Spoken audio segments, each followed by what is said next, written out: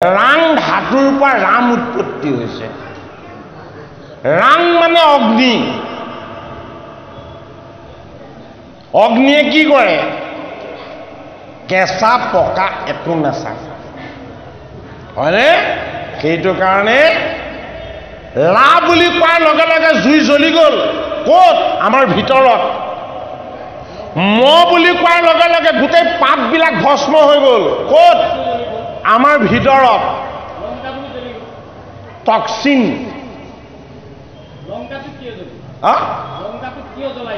কোনে? আপুনি হনুমানৰ তত্ত্বটো বুজিবলৈ যত্ন কৰক। গংগাটো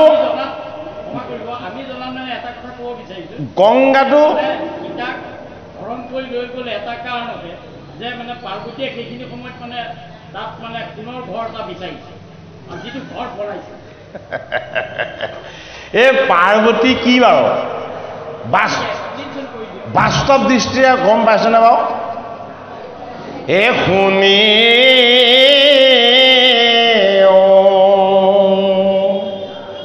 পাৰ্বতী তুমি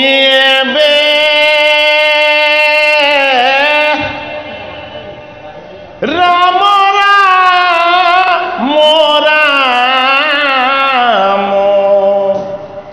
বোলা যে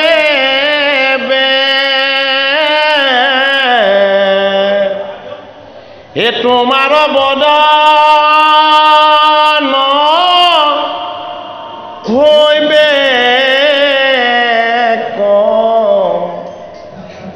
শ্রেষ্ঠ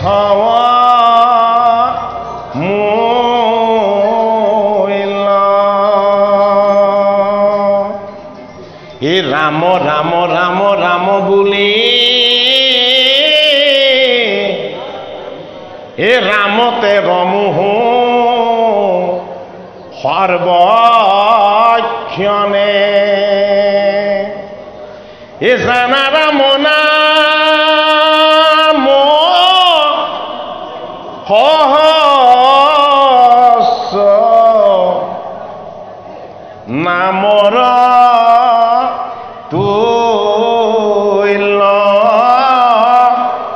এ জানাৰ মনাম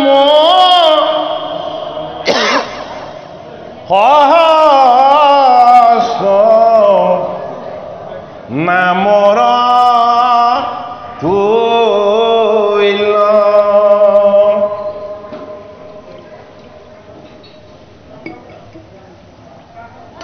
পাৰ্বতী শিৱৰ ভাৰ্যা, হয়নে বাৰু? পাৰ্বতীৰ নাম কেইবাটাও। ঐ এটা নাম দক্ষ কন্যা, ঐ এটা নাম সতী, ঐ এটা নাম গৌৰী, হয়নে? এটা নাম পাৰ্বতী, হয়নে? অ পাৰ্বতী কিয়? পৰ্বতৰ কন্যা। অ ক'ত আছে সেইটো পৰ্বত? অ উমাও আছে, হয়। তাতকেও এটা ভাল নাম আছে পাৰ্বতী। অ মহামায়া। এই মহামায়াক কৈছে বোলে কি, শুনিও পাৰ্বতী তুমি এবে। ধূপৰ গন্ধতে দিগদাৰ কৰিছে। ৰাম ৰাম বোলা যেবে। হেৰা পাৰ্বতী, অ তুমি তোমাৰ মুখেৰে দেখোন অকল ওম নম শিৱায় ওম নম শিৱায় গাই আছা কিয়? অবজেকশ্যন কৰিছে শিৱই, এইটো নাগাবা তুমি। তুমি কিয় দাসৰ নাম লৈছা? তুমি স্বামীৰ নাম লোৱা। মই ৰামৰ সেৱকহে, মই শিৱ জীৱহে, মই ব্ৰহ্ম পৰম ব্ৰহ্ম নহয় নহয়। তুমি মোৰ স্বামীৰ নাম লোৱা। বোলে কাৰ নাম লোৱা? বোলে ৰামৰ নাম লোৱা, হয়নে? অ শিৱ আৰু পাৰ্বতী অভেদ্য হয় জানো? নহয়, হয়নে? ঐ পাৰ্বতী সাজি কাচি থকা আমাৰ এই দেহাটো, অ এই দেহাটো পৰ্বতময় হাড়ত গঠিত, সেইটো কাৰণে পাৰ্বতী। এই দেহাটো জন্মৰ পৰা মৃত্যুলৈকে পায় 100টামান ৰূপ সলায় সেইটো কাৰণে মহামায়া এই দেহাটোৰে স্বামীৰূপী ঈশ্বৰক সেৱা কৰি ই সাত্বিক আৰু শুদ্ধ হ'ব পাৰে সেইটো কাৰণে সতী এই দেহটো আমি জন্মসূত্ৰে ভগৱানৰ পৰা পাইছোঁ সেইটো কাৰণে দক্ষ কন্যা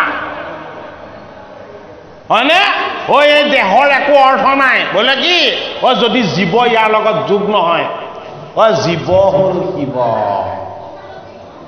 জীৱ শিৱ কি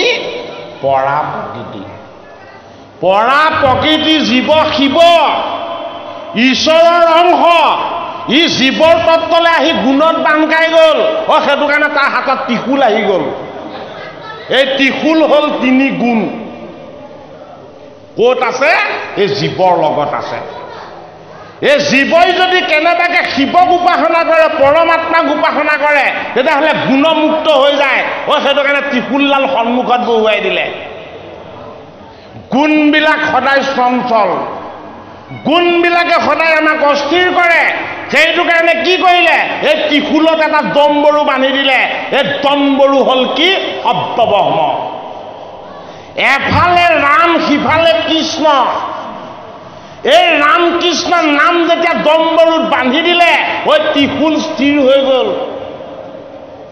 এই শিৱ সাধনময় হৈ গ'ল আৰু পাৰ্বতীয়ে কি কৰিছে কাষত বহিছে হামিয়াইছে আৰু হিকটিয়াইছে এই সহস্ৰ বৰিষ মানে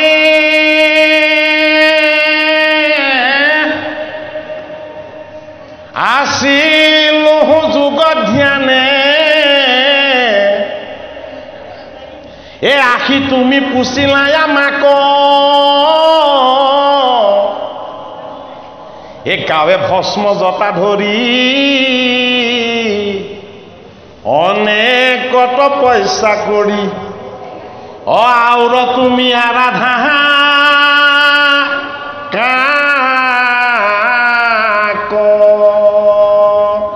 দক্ষ কন্যাৰ মনত এটা বিৰাট অহংকাৰ কি অহংকাৰ ব্ৰহ্মায়ো যাক সেৱা কৰে ইন্দ্ৰয়ো যাক সেৱা কৰে সিদ্ধগণেও যাক সেৱা কৰে দেৱঋষি নাৰদেও যাক সেৱা কৰে সেইজন মোৰ স্বামী বোলে মোৰ স্বামী কি বোলে মোৰ স্বামী ভগৱান দক্ষ কন্যাৰ অহংকাৰ বোলে কি অহংকাৰতে মুখখন ফুলি থাকে এই মহাযোগী শিৱ কি ভগৱান নহয় শিৱই নিজক ক'তো ভগৱান বুলি কোৱা নাই শিৱ কি শিৱ এজন বৈষ্ণৱ বৈষ্ণৱ আৰু বিষ্ণুৰ মাজত একো পাৰ্থক্য নাই শিৱ আৰু বিষ্ণুৰ মাজত যদি আমি ভেদ আনো নাম অপৰাধ হ'ব হয়নে গতিকে আমি শিৱ পূজা কৰিব নালাগে আপোনালোকৰ চৰণ সেৱা কৰিব লাগে এই জীৱৰ চৰণ সেৱা কৰাটোকে আচল শিৱ পূজা বুলি কৈছে ত্ৰিশূলত সেন্দুৰ ৰাখি পেলাই আমি শিৱ পূজা কৰিব নালাগে 3 গুণৰ ত্ৰিশূল আমি নিজেই নিজৰ পূজা নিজেই নকৰে কাৰ পূজা কৰে আমাক যি প্ৰতিপালন কৰিছে পৰমাত্মা সেইটো কাৰণে দেহৰূপী পাৰ্বতীক জীৱৰূপী শিৱই কৈছে বোলে কি মই মোৰ স্বামীক সাধনা কৰিছোঁ মোৰ স্বামী কোন মোৰ স্বামী হ'ল ৰাম পৰমাত্মা অগ্নি যাৰ পৰা গোটেই জগত আৰু ব্ৰহ্মাণ্ডৰ উৎপত্তি যিজন সৃষ্টি স্থিতি আৰু লয় 3টা কাৰণৰ মালিক যিজনক সেৱা কৰিবৰ কাৰণে মোক শিৱ ৰূপত বৈষ্ণৱ ৰূপত তেওঁ মোক সৃষ্টি কৰিছে মই কেৱল তেওঁ উপাসনাৰ কাৰণে জন্ম লৈছিলোঁ সেইটো কাৰণে মোৰ হৃদয়ত মই কৈলাশ ধাম ৰচনা কৰি এই দেহটোক মই এজোপা বটবৃক্ষৰ ৰূপ দি এই বটবৃক্ষৰূপী দেহৰ তলত বহি জীৱৰূপী শিৱই ৰামৰূপী পৰমাত্মাক যুগে যুগে সাধনা কৰি আছে সেইটো কাৰণে শিৱ পূজা আমাৰ নহয় আমাৰ জীৱ পূজা কীট পতংগ তিন তৰু লতিকা সমস্ততে ভাগৱতৰ 10ম স্কন্ধত দেৱঋষি নাৰদে ভগৱান কৃষ্ণক দেখা পাইছিলে আৰু গুৰুজনাই কীৰ্তন শাস্ত্ৰত কি আনি দিছে নাৰদৰ কৃষ্ণ দৰ্শন নাৰদ এজন বৈষ্ণৱ, ব্ৰহ্মা এজন বৈষ্ণৱ, শিৱ এজন বৈষ্ণৱ, মনু এজন বৈষ্ণৱ, চাৰি সিদ্ধ একেলগে কোমৰ এজন বৈষ্ণৱ, ঐ ব্ৰহ্মতত্ত্বত 5জন বৈষ্ণৱ। ঐ আমাক কোনে জীয়াই ৰাখিছে? ঐ আমাৰ লগত এডাল ৰেখা আছে, ঐ এই ৰেখাডাল কাল সৰ্ব। ঐ জন্মত মুখখন থাকে আৰু মৃত্যুত নেজডাল থাকে। ঐ এইটো কাৰণে এই সৰ্পডালৰ নাম কি? ঐ আমাৰ আয়ু ৰেখা। ঐ আয়ু ৰেখাডাল কোনে ধৰি আছে? ঐ যমে ধৰি আছে, যম দণ্ড। সেইটো কাৰণে এজন বৈষ্ণৱ হ'ল যম, হয়নে? এই যম দণ্ডৰে আয়ু ৰেখা হৈ ঐ আমাক ধাৰণ কৰি আছে। এই যমে চিত্ৰগুপ্তক তাত বহুৱাই থৈছে, বোলে কি তই চব লিখি থাকিবি, বোলে কি ই কাক ঠগিছে, কাক প্ৰবঞ্চনা কৰিছে, কিমান বেয়া ভাবিছে, কিমান বেয়া কৰিছে, কিমান বেয়া চাইছে, তই চিত্ৰৰূপী মনৰ তত্ত্বত বাস কৰি বুদ্ধিৰূপী তোমাৰ চৈতন্য শক্তিৰে এইবোৰ চব লিখি থাকিবা, হয়নে? যেতিয়া হিচাপ ক্লিয়াৰ হ'ব তেতিয়া 3জন দূতক পঠাব। এজন ক'ত বহে? কণ্ঠত, হয়নে? এজন বাঘ ক'ত বহে? পেটত বা গোটেই দেহত বিষ, হয়নে? আৰু এজন কি? এজন পিত্ত।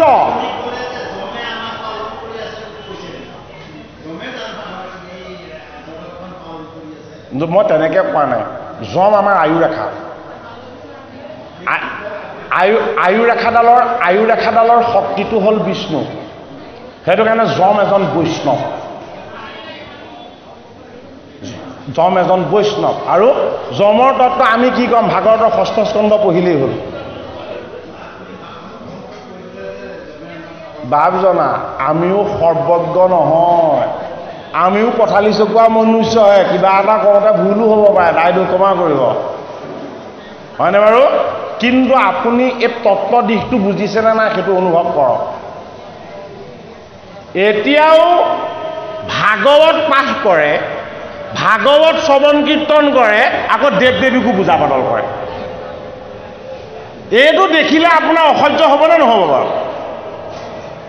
এক দেও, এক সেও, এক বিনে নাই কেও, এইটোকে সন্মুখত লৈ আমি এয়া কৰি থকাৰ পাছত যদি আকৌ বেলেগ দেৱ দেৱী পূজা পাতলত যদি সেইবিলাক মায়াত যদি লাগি থাকে, শুনিও পাৰ্বতী গাই লাভ আছে জানো? গীতাত এটা কথা কৈছে যে যোনে যি পূজা কৰে সেই পূজা সকলো মোকেই পূজা কৰা, এই কথাটো কোৱা। গীতাত সেইটো কোৱা নাই, আপুনি গোটেইখন গীতা পঢ়া নাই। জ্ঞান যুগত আছে। জ্ঞান যুগৰ প্ৰথম শ্লোকটো আপুনি কওকচোন।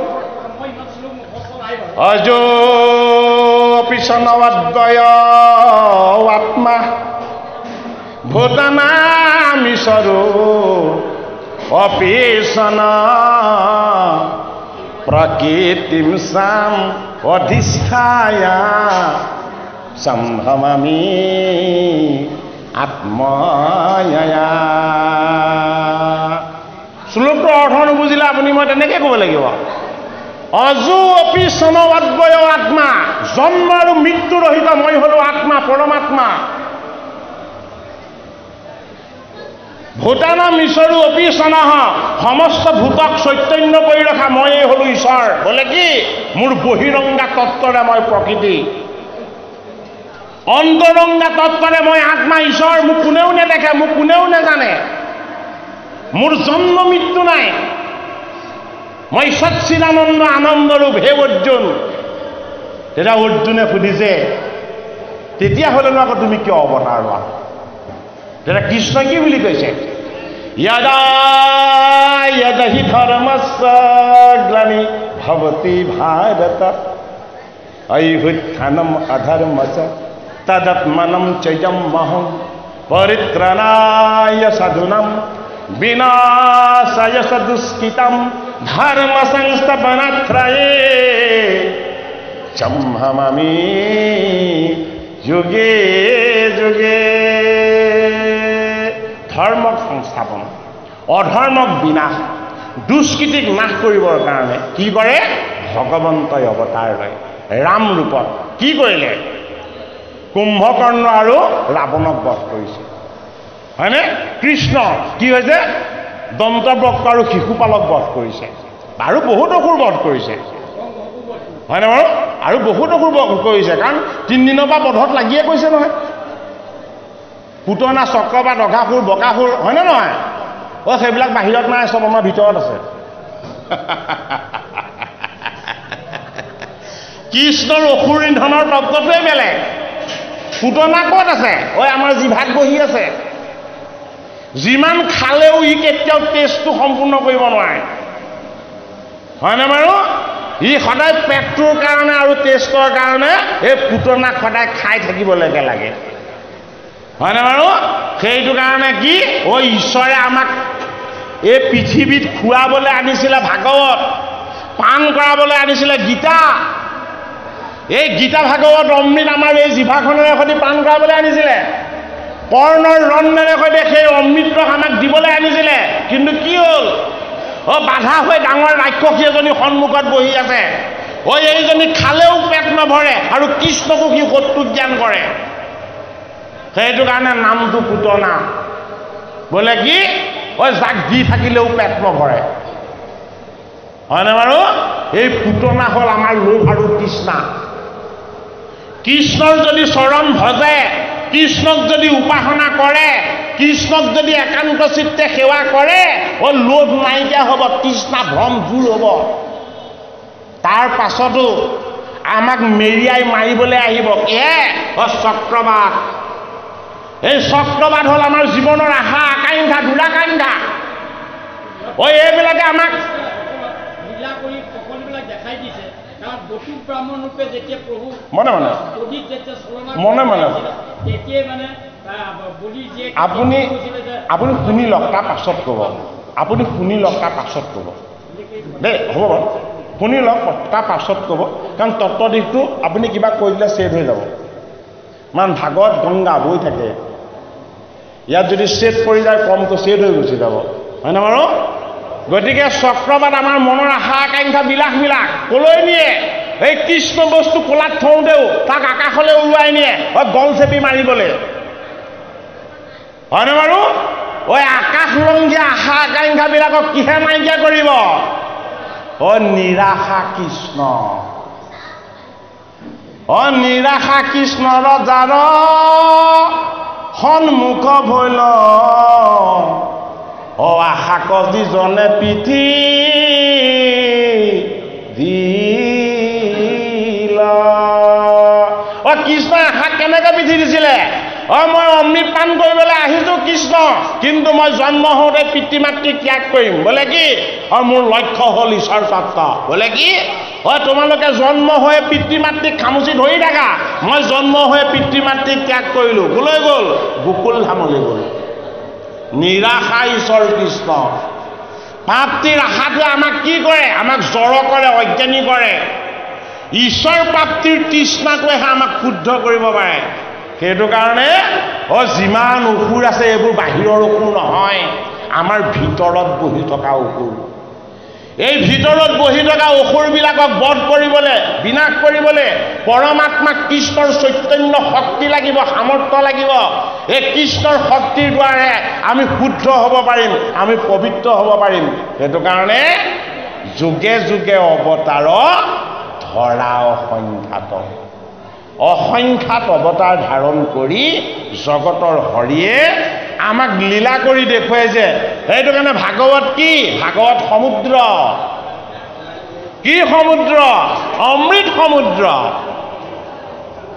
অৰ্থাৎ প্ৰতিটো জীৱৰ উৎপত্তি ক'ৰ পৰা উৎপত্তি পৰমেশ্বৰৰ পৰা আৰু ইয়াৰ অন্তিম স্থান কি অন্তিম লক্ষ্যও হ'ল পৰমেশ্বৰী সেইটো কাৰণে পাণ্ডৱৰ নাতি পৰীক্ষিতে ভাগৱতৰ প্ৰথম স্কন্ধত আত্ম অনুশোচনা কৰিছিল কি বুলি যে কৃষ্ণই মোক যিটো দিলে এটাইতকৈ ভাল বস্তু দিলে বোলে কিয় নহ'লে মই এই সিংহাসনখনত বহি থাকিলোহেঁতেন কেৱল ভোগ বিলাস আৰু আনন্দত উন্মত্ত হৈ থাকিলোহেঁতেন কেৱল মই পাপকে সঞ্চয় কৰিলোহেঁতেন।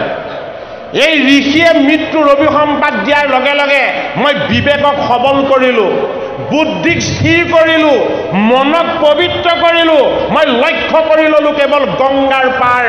গংগা মানে ভগৱতী, গংগা মানে ভগৱানৰ চৰণ, গংগা মানে সৎসংগৰ অনুসৰণ, গংগা মানে গুৰুৰ চৰণত ঈশ্বৰক ভজা। এইটো কাৰণে গংগা প্ৰবাহিনী বোলে কি এই কৃষ্ণ কথা বৈ আছে, বৈ থাকিব। আৰু ই লক্ষ্য স্থান দ্বাদশ স্কন্ধত পাণ্ডৱৰ নাদি পৰীক্ষিত ব্ৰহ্মজ্ঞান দান কৰি তক্ষক ৰূপী মৃত্যুক ওচৰলৈ মাতিবলৈ আহ্বান জনাব। সেইটো কাৰণে ভাগৱত ভাগ গভীৰভাৱে অধ্যয়ন কৰিব লাগিব। ওপৰে ওপৰে অধ্যয়ন কৰিলে কেতিয়াও নহ'ব। বেদতকৈও জটিল, বেদান্ততকৈও জটিল। বেদান্তৰ সাৰ হ'ল ভাগৱত। দ্বাদশ লক্ষণযুক্ত জগতৰ হৰিৰ অনাদি অনন্ত ঈশ্বৰৰ পৰম পবিত্ৰ তত্ত্ব। এই তত্ত্ব অনন্ত নাগে হাজাৰখন মুখেৰে, চাৰি সিদ্ধই চাৰিখন মুখেৰে দেৱঋষি নাৰদে দিব্য বীণা বজাই অনন্তকাল তেওঁ গুণ কীৰ্তনে কৰি আছে। এই কীৰ্তন কেতিয়াও কোনেও শেষ কৰিব নোৱাৰে। গতিকে আমাৰ কুমাৰ গাঁৱৰ ৰাইজৰ এইবাৰ ২৬ নম্বৰ বৰ্ষত আমাক আপোনাসৱৰ চৰণ সেৱাৰ নিমিত্তে নিমন্ত্ৰণ কৰি কৃষ্ণ কথাৰ অকণমান অমৃত পান কৰাৰ আমাক অকণমান সুযোগ দিছে। কৃপালু বাপ বান্ধৱসকল আমাতকৈ বয়োজ্যেষ্ঠ আৰু অভিজ্ঞ। বাক্য বচনত যদি আমাৰ কিবা অপৰাধ হৈছে, শিক্ষকৰ ওচৰত ছাত্ৰই কেতিয়াবা দম ঢালিও মাৰে, তথাপিতো গুৰুজনে ছাত্ৰক কেতিয়াও ত্যাগ নকৰে। গতিকে সেই পুত্ৰব্ৰত প্ৰেম আমাৰ প্ৰতি ৰাখিব বুলি আমি আপোনাসৱৰ চৰণত প্ৰাৰ্থনা নিবেদন কৰি ভাগৱতৰ আজিৰ দ্বিতীয় ভাগিৰ পাঠ আৰু পৰ্যালোচনাৰ ইমানতে সামৰণি সেৱা ধৰিছোঁ। আকৌ অকণমান সময় জিৰণি লৈ তৃতীয় ভাগী পাঠ পৰ্যালোচনা আমি আৰম্ভ কৰিম। কৃষ্ণ কওক কওক।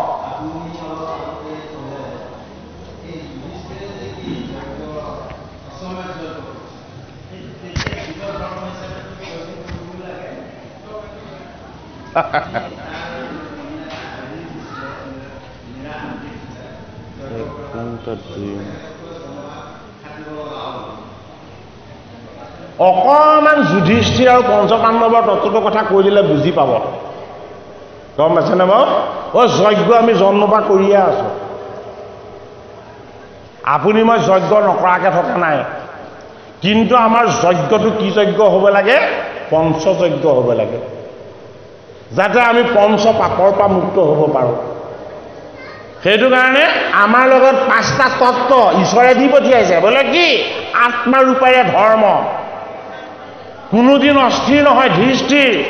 সেইটো কাৰণে যুধিষ্ঠিৰ আমাৰ আত্মা। এই আত্মাৰ পৰা লাভ কৰা ঈশ্বৰীয় বুদ্ধি ই উদাৰ আৰু বিশাল।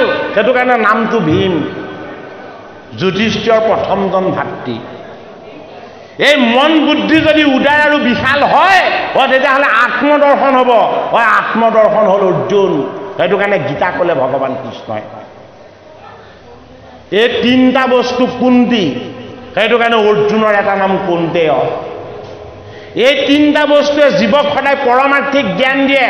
সেইটো কাৰণে অৰ্জুনৰ এটা নাম হ'ল পাৰ্থ। এই 3টা বস্তুৱে পৰম ধন জয় কৰিব পাৰে। সেইটো কাৰণে অৰ্জুনৰ এটা নাম হ'ল ধনঞ্জয়। এইবিলাক তত্ত্ব কাৰ পুত্ৰ? কুন্তীৰ পুত্ৰ। বাকী 2জন পুত্ৰ হ'ল মাতৃৰ। কৰ্তব্যতে 3টা বস্তু থাকিব লাগিব। মনন সংস্কাৰত 2টা বস্তু লাগিব। বোলে কি? ন্যায় নীতি সৎ আচাৰ। এইটো নকুল। যদি আমাৰ মনত ন্যায় নাথাকে, নীতি নাথাকে, সদাচাৰ নাথাকে, আমি দেখিবলৈ সুন্দৰ হ'লেও কুৎসিত হ'ম। সেইটো কাৰণে আচল সুন্দৰতা হ'ল কি? ন্যায় নীতি সদাচাৰ আমাৰ লগত লাগিব। আপোনাৰ লগত নহ'লে সমাজত কেনেকৈ পাব? ভুল বুজিছে। ন্যায়শীল, নীতিশীল আৰু সদাচাৰ সমাজক আপুনি কৰিব নোৱাৰে সমাজ এখন পৰিচালনা কৰোঁতে আমিতো সমাজক কৰিব নোৱাৰে প্ৰথম নিজক কৰিব লাগিব প্ৰতিটো কৰ্ম নিজৰ পৰা আৰম্ভ কৰিব লাগিব আজি আপুনি ন্যায় নীতিৰ মাজেৰে এখন আসনত বহিছে নহয় আপুনি কথাটো বুজাই নাই এই আসনত বহা নীতি ন্যায়ৰ কথা কোৱা নাই ন্যায় বুলি ক'লে বেদত এখন শাস্ত্ৰই কিন্তু জীৱৰ ন্যায় কি জীৱৰ ন্যায় হ'ল কোনোদিন অন্যায় নকৰা কোনোদিন অন্যায় নভবা কোনোদিন কাৰো অহিত চিন্তা নকৰা হয়নে ন্যায় মানে কি আত্মা আৰু পৰমাত্মাৰ চৰণ সেৱা কৰি আত্মা সুখৰ আনন্দ লাভ কৰিবলৈ যত্ন কৰা এইটো আটাইতকৈ সুন্দৰ সেইটো কাৰণে নকুল পঞ্চপাণ্ডৱৰ নকুলৰ কাৰোবাৰ লগত কোনোবাই বিবাদৰ কথা শুনিছে নেকি নাই কিয়া বাকী কেইজনৰ আছে নকুলৰ নাই নকুল হ'ল ন্যায় নীতি সদাচাৰ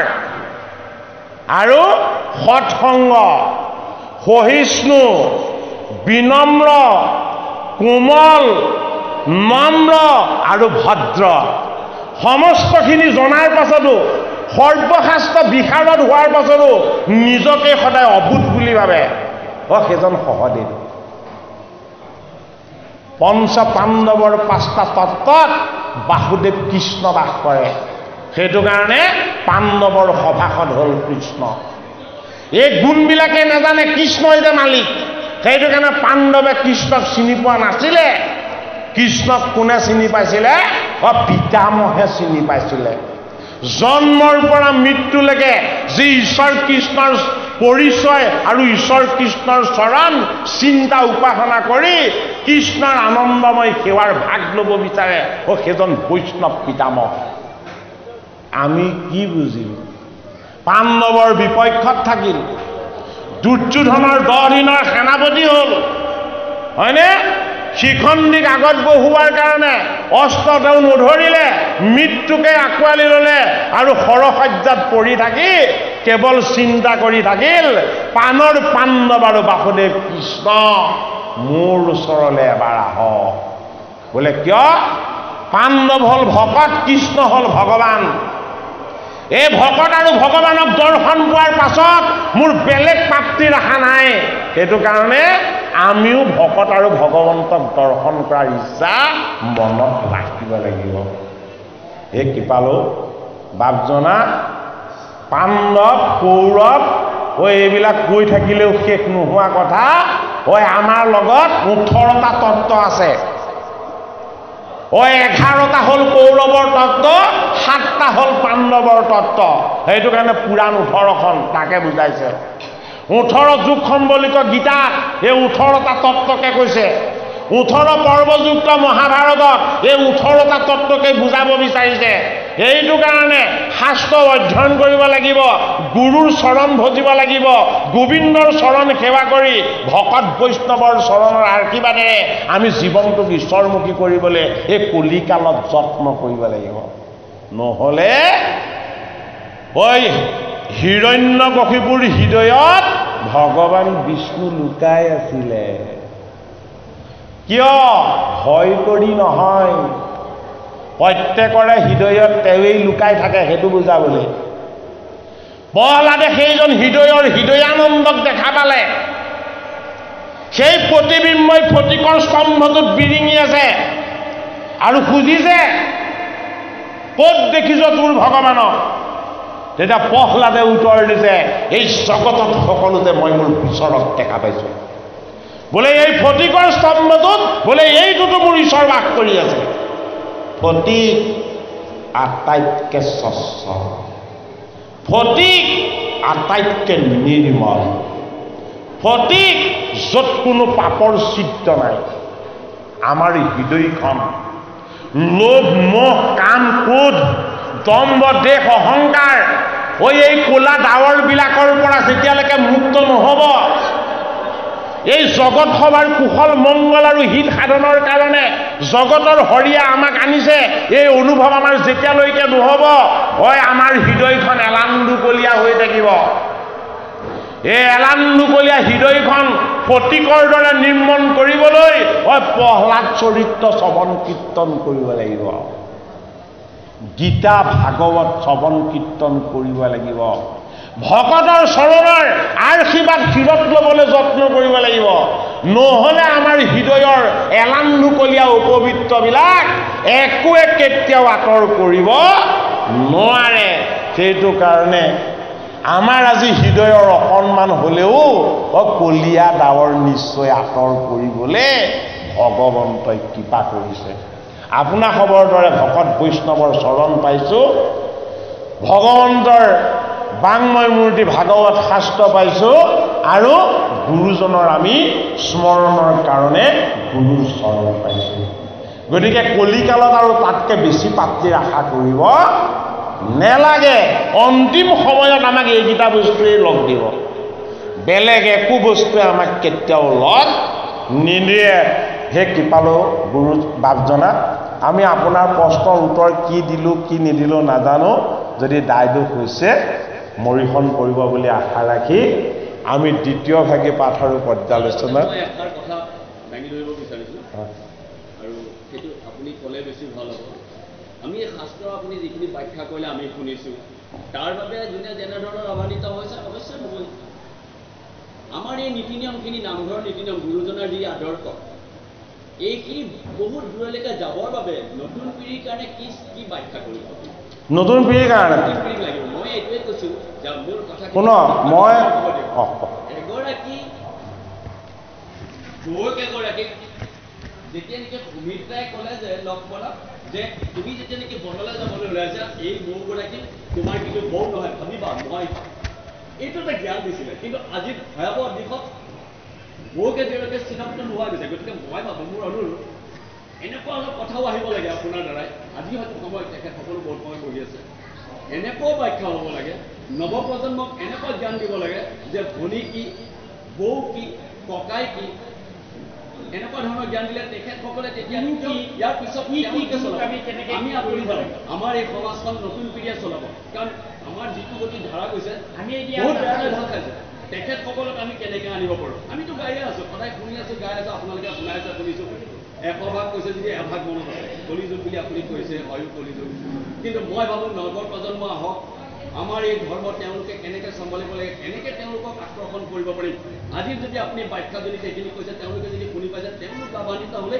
আমি লাভান্বিত আপোনাৰ মোৰ দ্বাৰাই হয়তো ভুল হ'ব কিন্তু আপোনাৰ দ্বাৰাই এতিয়া একো ভুল নহয় তেখেতসকলৰ দ্বাৰাই একো ভুল নহয় কিন্তু উঠি অহা নৱপ্ৰজন্মই যদি নিজৰ বৌকক চিনি নাপায় নিজৰ মাতৃক চিনি নাপায় আশ্ৰমলৈ পঠিয়াই দিয়ে তেখেতসকলক জ্ঞান দিব লাগিব আমাৰ শাস্ত্ৰত বহুতো তেনেকুৱা আমাৰ আপোনাৰ প্ৰশ্নটোৰ উত্তৰ মই দিছোঁ আমি 2017 চনৰ পৰা ভাগৱতৰ পাঠ বিশ্লেষণ প্ৰত্যক্ষভাৱে আৰু ইউটিউবতো আমি আগবঢ়াই আহিছোঁ ইউটিউবত এতিয়ালৈকে প্ৰায় 2150টামান ভিডিঅ' আপলোড কৰা হৈছে গোটেই নামঘোষা শাস্ত্ৰভাগ তাত্ত্বিক দিশত ব্যাখ্যা কৰি আগবঢ়োৱা হৈছে গোটেই কীৰ্তন শাস্ত্ৰৰ মূল অধ্যায়খিনি প্ৰহ্লাদ চৰিত্ৰৰ 17জনা কীৰ্তন তাত্ত্বিক দিশেৰে ব্যাখ্যা আৰু বিশ্লেষণ কৰি আগবঢ়োৱা হৈছে গীতাৰ 17টা যুগ মুখ্য যুগটো কৰা নাই অন্তিম যুগটো কৰা নাই গীতাৰ 17টা যুগৰ পাঠ বিশ্লেষণ আমাৰ ইউটিউব চেনেলত আমি আপলোড কৰিছোঁ ভাগৱতৰ দ্বাদশ স্কন্ধৰ গোটেইকেইটা স্কন্ধৰ কথাই আমি ইউটিউব চেনেলত আপলোড কৰিছোঁ যে আমাৰ যুৱক যুৱতীসকলে বিজ্ঞানসন্মত আৰু বাস্তৱ দৃষ্টিৰে ঈশ্বৰ জ্ঞানটো লওক আৰু আমি 2000 আপুনি সোধাৰ কাৰণে কৈছোঁ আমি 2021 চনৰ পৰা লিখা কাম আৰম্ভ কৰিছোঁ আৰু এই কামটো সমাপ্ত হ'ব 2030 চনত 21 চনৰ পৰা আৰম্ভ কৰিছোঁ 30 চনত সমাপ্ত হ'ব আৰু তেতিয়া আমি যুৱক যুৱতীসকলৰ কাৰণে এখন গ্ৰন্থ উপহাৰ দিম গ্ৰন্থখনৰ ৰ'ব নহয় সেইটো এটা ডাঙৰ মাধ্যম আপুনি ইউটিউবত ভিডিঅ' বিচাৰি কিমান শুনিব গ্ৰন্থখনত গোটেই বস্তুখিনি পাব কিন্তু আজিৰ সমাজত যদি কেনেকুৱা ইউটিউবৰ বাদে আপুনি এটা ব্যাখ্যা কৰিছে, সেই ব্যাখ্যাত যদি আহি পৰে আহিছে তেতিয়াহ'লে আমি খুব ভাল পাম। আহিছে আমি পিতৃ মাতৃ কিয় কণা হ'বলৈ ক'লে? এজন বুঢ়া মানুহৰ ভৰিটো লেতেৰা দেখি তেওঁ ভৰি চুবলৈ নগ'লে। তেওঁ ভৰি আজি ভাগৱতত যেতিয়া ভাগৱত ঘূৰিব, সকলোৱে যেতিয়া ভকতক সেৱা ল'ব, এনেকুৱা ভকত আহি যাব পাৰে সেই চৰণটো লেতেৰা নুচু, কিন্তু তেনেকে ৰজাৰ পুত্ৰ হৈ তেওঁলোকে সেই ভৰিটো লেতেৰা কাৰণে চুবলৈ নাযাওঁতে অভিশাপ দিলে অহাবাৰ তোমালোকে অন্ধ হ'ব। গতিকে এনেধৰণৰ যদি ব্যাখ্যা যদি আমাৰ ভকতে গম পায়, উঠি অহা প্ৰজন্মই গম পায়, তেখেতসকলে ভুল নহ'ব। মোৰ এটা অনুৰোধে, বাকী মোৰ আক্ষেপ নহয়, তাৰমানে মই ভাবোঁ যে মোৰ পাছত মোৰ ল'ৰা আহক কৰিব আহিব। আজি হাজৰিকা চুবা এখন কুমাৰগাঁও, ইয়াত আমি সতত যে তেওঁলোকে ভাগৱত পাঠ কৰে, তেওঁলোকে পৰিচালনা কৰে, আমি বহি চাম, আমি ভাওনা কৰিলোঁ, আমাৰ ল'ৰাসকলে ভাওনা কৰে। মোৰ কথা হ'ল কি, গুৰুজনাৰ যি আদৰ্শ, যি নীতি, যি ধৰ্ম আমাৰ যাতে সৰ্বদা জীয়াই থাকে, সেইকাৰণে মই এই কথা দাঙি ধৰিছোঁ। নাই আপোনাৰ পৰামৰ্শটো আমি খুব ইতিবাচক পাইছোঁ কাৰণে কৈছোঁ। আপোনাৰ পৰামৰ্শটো অত্যন্ত ইতিবাচক। তাৰমানে আপোনালোকে এতিয়া ভগৱানৰ কথা শুনি ইয়াৰ পৰা বিশেষ একো ল'ব লগা নাই। কোনে ল'ব লাগিব? আমাৰ সতি সন্তান, আমাৰ ভৱিষ্যত প্ৰজন্মই, আমাৰ দেশখনৰ মেৰুদণ্ডস্বৰূপ যুৱক যুৱতীসকলে, হয়নে? এতিয়া সেইসকলক প্ৰভাৱিত কৰিব পৰাকৈ গীতা ভাগৱতত যথেষ্টখিনি সম্বল আছে। যুৱক যুৱতীসকলক প্ৰভাৱিত কৰিব পৰাকৈ গীতা ভাগৱতত কীৰ্তন দশমত যথেষ্টখিনি সম্বল আমাক গুৰুজনাই দিছে। যদিহে আমি এক কৃষ্ণৰ চৰণত আমি শৰণ লৈ আমি যদি এক কৃষ্ণক সৰ্বদা উপাসনা কৰিবলৈ যদি অনুশীলন কৰোঁ, অনুশীলন অবিহনে কেতিয়াও শুদ্ধ হ'ব নোৱাৰে। অনুশীলন কৰিব লাগিব, তাৰমানে অভ্যাস কৰিব লাগিব। অভ্যাসটো ক'ৰবাৰ কৰিব লাগিব। আজি আপোনালোকে আমি কৈছোঁ এইটো ২৬ নম্বৰ বৰ্ষ কৰিছে, হয়নে নহয়? ৰ'ব, আপোনালোকে এটা কিমান ডাঙৰ কৰ্ম কৰিছে নিজে ভাবক। গুৰুজনাৰ চৰণ সেৱাৰ লগতে বৈকুণ্ঠৰ কল্পতৰু ভাগৱত শাস্ত্ৰ নিজেও শ্ৰৱণ কীৰ্তন কৰিছে, জগত সভাকো বিলাবলৈ যত্ন কৰিছে। এই কৰ্মভাগীত আপোনাৰ সতি সন্তানে যেতিয়া প্ৰত্যক্ষভাৱে সেৱক হিচাপে অংশগ্ৰহণ কৰাৰ সুযোগ পাব, যেতিয়া তেওঁলোকে সেইটো কৰিবলৈ ইচ্ছা কৰিব, তেতিয়াহে বাস্তৱ ঈশ্বৰ সেৱাৰ ভাগটো পাব। আমাৰ এখন অসমীয়া সমাজ, এখন ইমানখন বহল ভিত্তিত অসমীয়া সমাজ থাকোঁতে আমাৰ জাতিভেদৰ কথাবিলাক কিয় আহিছে? আৰু লগতে আমাৰ এটা 10 দিনীয়া, এটা 11 দিনীয়া, এটা সেইখিনি প্ৰশ্ন নুসুধিব বাজনা। এই গুৰুজনাই আমাক এক কৰিছিল, আমি ভাগ ভাগ কৰিছোঁ। দুখটো আমাৰ গাতেই, হয়নে বাৰু? দুখটো আমাৰ গাতেই আছে। আমি বেগুৱাৰ জেগাৰ মানুহ, আপোনাৰ পৰামৰ্শ বা অভিভাৱক আছে, তেওঁলোকে পৰামৰ্শ দিব। কথাটো এনেকুৱা, আজি দেখিছোঁ গাঁৱে ভূঞে চহৰে সকলোতে ভাগৱত চৰ্চা হৈ থাকে, আৰু প্ৰত্যেকেই গম পায় যে শ্ৰৱণ কীৰ্তন কলিযুগত শ্ৰেষ্ঠ হয়। তো এইখিনি হোৱাৰ পিছতো আজি চাওক, আপোনালোকে দ্বন্দ্ব, হাই কাজিয়া, ধৰ্ষণ, লুণ্ঠন আৰু পিতৃ মাতৃৰ ওপৰত নিজৰ সন্তানৰ অত্যাচাৰ কমা নাই। সঁচা কথা ক'ব পাৰোঁ। এই যে আজি আমি এই অনুষ্ঠানবিলাক পাতিছোঁ, শ্ৰৱণ কীৰ্তনৰ যোগেদি এই যিসকল উঠি অহা যুৱক যুৱতী একো বুজি নাপায়, তেওঁলোকক আচলতে আধ্যাত্মিক জ্ঞান, বিজ্ঞানৰ জ্ঞান মাধ্যমেৰে আপোনালোকে দি যাব বুলি আশা কৰিলোঁ। কিয় শ্ৰৱণ কীৰ্তন সদায় শুনি আছে, ঘৰতো শুনি আছে, চুৰিয়া পিন্ধি যাব লাগে, ডিঙি গামোচা লৈ যাব লাগে, কেৱল তেওঁ এজন ঈশ্বৰকে উপাসনা কৰিছে। কিহৰ কাৰণে? চাওক যে সৰ্বস্ব চাহম ধীৰি বিষ্ট, ভগৱান চবৰে হৃদয়ত প্ৰৱেশ কৰি আছে। আমি ইতৰ জীৱ জন্তু উদ্ভিদ জগত চবৰে ৰক্ষা কৰিব লাগিব। মই ৰক্ষা নকৰোঁ নেকি? মোৰ অধ্যক্ষতাত ব্ৰহ্মাণ্ড চলি আছে। যদি প্ৰকৃতিৰ বিৰুদ্ধে তুমি যোৱা, মই তোমালোকৰ বিৰুদ্ধে থিয় হ'ম। আৰু পৃথিৱীৰ ধ্বংসক মূল কাৰণ এয়াই, আমি মানৱ জাতিয়ে কৰি আছোঁ। গতিকে আশা কৰোঁ আপোনালোকে এই অনুষ্ঠানৰ মাধ্যমেৰে উঠি অহা প্ৰজন্মক অত্যন্ত এই শাস্ত্ৰৰ যোগেদি এই জ্ঞান বিজ্ঞান ভিত্তিকভাৱে দিব বুলি আশা কৰিছোঁ। খুব সুন্দৰ হৈছে আপোনালোকৰ এই প্ৰচেষ্টাটো অঁ এই আমাৰ দুজনৰ লগত দস্যু আছে 100 জন তাৰে আৰু 3জন গোট খালে সেই 103 জনক এতিয়া আজি অহা 4 তাৰিখে শৰণ দিবলৈ লৈ যাম এইকেইজন দস্যু বুলি কৈছে মই ভকতকে এই দস্যুৰ লগত থাকিব কৈছো মোক লাগে যে ভৱিষ্যতে শুনক বাপজনা আপোনাৰ যিখিনি সমস্যা সেইখিনি সমস্যা আমাৰো আপুনি আপুনি আপুনি আপুনি যিখিনি আপুনি যিখিনি সমস্যাত ডুব গৈ আছে আমিও সেইখিনি সমস্যাতে ডুব গৈ আছোঁ কাৰণ আমি একেখন দেশৰে একেখন গাঁৱৰে আমি একেখন ঘৰৰে ভাবিব পাৰোঁ আমি বেলেগৰ বুলি কিন্তু এইখন তেজপুৰ সেইখন চতিয়া একেখন ঘৰে হয় নে নহয় বাৰু হয়নে কিন্তু আমি নিজে যিখিনি কৰিব পাৰোঁ সেইখিনি কৰাৰ আমি এটা শুভ ফল দেখিছোঁ তাৰ এটা শুভ ফল আমি নিজে নিজ চকুৰে দেখিছোঁ সেইখিনি দেখি আমাৰ নিজৰে এটা আত্মবিশ্বাস হৈছে যে আমি যদি নিজৰ অন্তৰখন শুদ্ধ কৰি বেলেগৰ অন্তৰখনকো যদি শুদ্ধ কৰিবলৈ যদি আমি যত্ন কৰোঁ তেতিয়াহ'লে আমি বহুত কৰিব নোৱাৰিলেও অলপ হ'লেও কিবা কৰিব পাৰিম এতিয়া আমাৰ এটা ডাঙৰ ভুল কি আপোনাৰ সতি সন্তানটো মই মোৰ বুলি ভাবিব নোৱাৰাটো মোৰ সতি সন্তানটো আপোনাৰ বুলি ভাবিব নোৱাৰাটো কিন্তু আপোনালোকৰ শৈশৱটোতো বাদ দিয়ক আমাৰ শৈশৱ কালৰ কথাই মনত আছে ৰাতিপুৱা ৰাস্তাত ঘূৰি ফুৰিলে আমাতকৈ ডাঙৰ মানুহবিলাকে এচাৰি লৈ খেদে তইতো এটা পঢ়িয়ে থাকিব লাগে কিয় ৰাস্তাত ওলাই আছ হয়নে বাৰু কিন্তু আজিকালিৰ কাৰো সতি সন্তানক বেলেগে কোনেও ডাঙৰকৈ মাতো মাতিব নোৱাৰে গতিকে বেমাৰটো চি ষ্টেজ পোৱাৰ আগতে এই ষ্টেজতে ধৰা পেলাব লাগিব চি ষ্টেজত কিন্তু একো চিকিৎসাই কাম নিদিয়ে হয়নে বাৰু গতিকে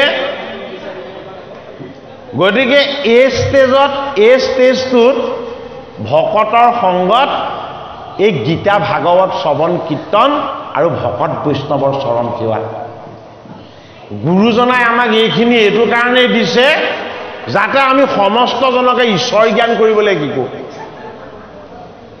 নৰৰ জীৱ কীট পতংগৰ যদি কল্যাণ কৰা হয় বেলেগ ঈশ্বৰ কল্যাণৰ কিবা প্ৰয়োজন আছে জানো বাৰু নাই কাৰণ মানৱ সেৱাতকৈ শ্ৰেষ্ঠ ধৰ্ম নাই গতিকে অবাতে যোৱা সতি সন্তানসকল আমাৰেই আপুনি কেতিয়াও নাভাবিব বেলেগৰ বুলি যি সতি সন্তানে বেয়া কৰিছে হয়নে যদি আমি চাওঁ পিতৃ মাতৃৰ তাৰ নাম থাকিব পাৰে কিন্তু যিখন গাঁৱত ডাঙৰ হৈছে সেই গাঁওখনৰ হাৱা বতাহ খাই সি ডাঙৰ হৈছে সেই নগৰখনৰ পৰিৱেশতেই সি ডাঙৰ হৈছে গতিকে তাৰ কাৰণে জগৰীয়া সেই নগৰৰ পৰিৱেশো হ'ল আমি সংকীৰ্ণ মনোভাৱ এটা লৈ আমি গা এৰা দিয়া স্বভাৱটো ত্যাগ কৰিব লাগিব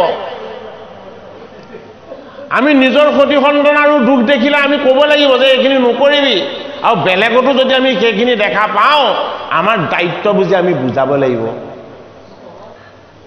কিন্তু বলপূৰ্বকভাৱে কিন্তু কাকো বলে পৰা নেযাব তাত কি লাগিব প্ৰেম লাগিব হৃদয় লাগিব আমাৰ সকলোৰে চেষ্টা থাকক সেইটোৱে কথাটো অঁ আৰু একেসকলো বহুত সময়ত বহি আছে গতিকে বাপজনা আপোনাক সবে পাঠ আৰম্ভ কৰক যেহেতু অনুষ্ঠানটো আজি এটা কাৰণেই বেছি মৰ্যাদাপূৰ্ণ আৰু ভাল হৈছে যে বাস্তৱ দিশখিনিক আমি যিখিনি নিজে উপলব্ধি কৰোঁ অথচ এনেকুৱা সামাজিক অনুষ্ঠানত ক'বলৈ বেয়া লাগে নিজৰে সমস্যা যে এইজনে দেখোন সমস্যা সাগৰহে দেখুৱালেহি কিন্তু আজি আপোনাক সবে সেই সমস্যাখিনি আমাক দৃষ্টিগোচৰ আকৌ পুনৰ কৰাই দি আমাৰ সমাজখনকেই শুধৰণিৰ এটা ৰাস্তা দেখুৱাইছে বুলি আমি ভাবিছোঁ আৰু সমস্তজনকেই আমি সেৱা কৃষ্ণ হয় হয় কৃষ্ণ প্ৰভু নাই নাই নাই প্ৰভু আমি আপোনালোকৰ মাজৰে এজনহে ইয়াত বেয়া পোৱাৰ কথাই নাহে প্ৰভু হয় কথা এটা জানিব বিচাৰিছোঁ এই অভাজনৰ দীৰ্ঘকাল 9 মাহ ৰাতি আহিছোঁ ইয়াত গম নাপাওঁ বাৰু হয় হয় মানে এই অভাজনে দিহানামৰ পৰিৱেশন কৰোঁ হয় হয় তাত মানে কৰোঁতে এদিন মই এটা